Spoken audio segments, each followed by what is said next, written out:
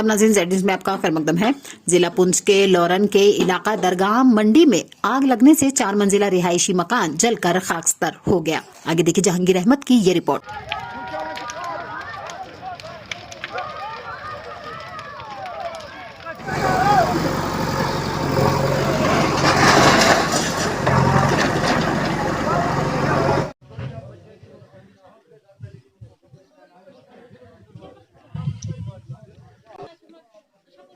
ना बर्तन बिस्तर शितारा सब कुछ ना मुफ्ती नस्ल में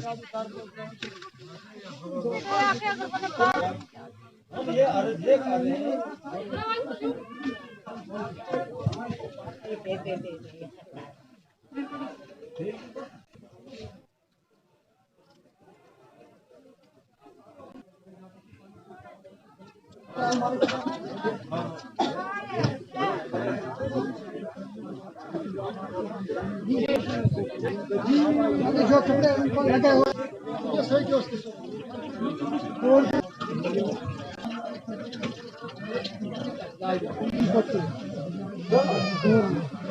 ऑल इंडिया से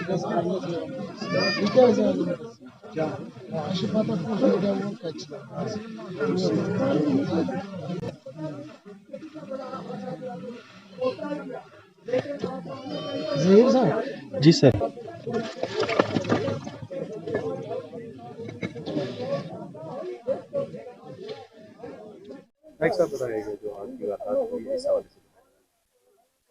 जी, मेरा नाम बशीर अहमद नाइक है। मैं इसी गांव का रहने वाला हूं। रात 2:30 बजे यहाँ आग लगी और 4 मंजिला मकान था जो खाकस्तर हो गया। तो इस आग खाकस्तर होने की सबसे बड़ी वजह यहाँ ये रही कि शॉर्ट सर्किट हुआ और उससे आग लगी। तो आग को बुझाई जा सकती थी बशर्ते कि यहाँ रोड ठीक होती। यहाँ फायर ब्रिगेड की गाड़ियाँ आई लेकिन वो वहाँ यानी पूरे यहाँ आग की वारदात जहाँ हुई वहाँ पहुँच नहीं सकी। वो इस वजह से इससे नहीं पहुँच सकी कि रोड जो मुकम्मल नहीं थी और गाड़ियाँ यहाँ पहुँच नहीं सकी। अब यहाँ तहसीलदार साहब सुबह आए, उन्होंने यहाँ इन की मदद की, 30,000 रुपया नकदी दिया और 3 लाख रुपया देने का वादा किया। तो उस 3 लाख रुपए से इनका मकान बन नहीं सकता है।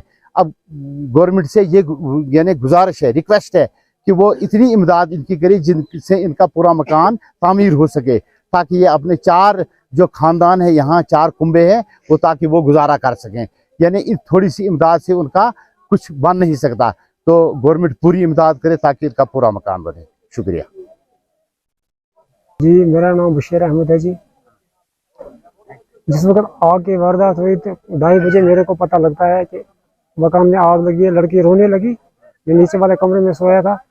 मैंने ऊपर का दरवाज़ा खोला, अंदर आग लगी हुई थी, कमरे में आग लगी हुई थी सर। जिस वक्त आग लगी हुई थी हमने रोना पीटना शुरू किया। इतने में सभी गांव वाले लोग आ गए। इधर के साथ में 5-5 फुट के दूरी में मकान है। सारे लोग, पानी नहीं था यहाँ, कोई पानी लाता है उन मकानों के ऊपर डालता है। जो ये वाला मकान से जल रहा था, इसको भी क्या पानी जब नहीं था ये क्या करते लोग, दिए फोन वोन करके बोलते फायर ब्रिगेड की गाड़ियाँ आएंगी। फायर ब्रिगेड की गाड़ी कहाँ से, वो बेचारे खाली पाइप सूखी उठा कर लाए वहाँ, यहाँ पर बेचारे खाली पाइप लेके यहाँ पहुँचे। उनके भी हम शुक्रगुजार हैं। जब गाड़ी उनकी नहीं आई तो उनकी क्या गलती है? जब रोड ही नहीं है सर तो क्या करते? इस मकान में जितना भी था 20 साल से 30 साल से हम उसमें रह रहे हैं, बच्चे रह रहे हैं, लड़कों की शादियाँ की है, बहुओं का जो भी जेवर था वो भी सब कुछ राख हो गया। हमें खाली ये 2-2 कपड़े, बूट तक नहीं है हमारे पैरों में, खाली ये 2 कपड़े लगे हुए थे, वही रह गए। कितना मंजिला मकान था और इसमें कितने लोग रह रहे हैं? 4 मंजिला मकान थे, इसमें 3 बल रह रहे थे हम इसमें।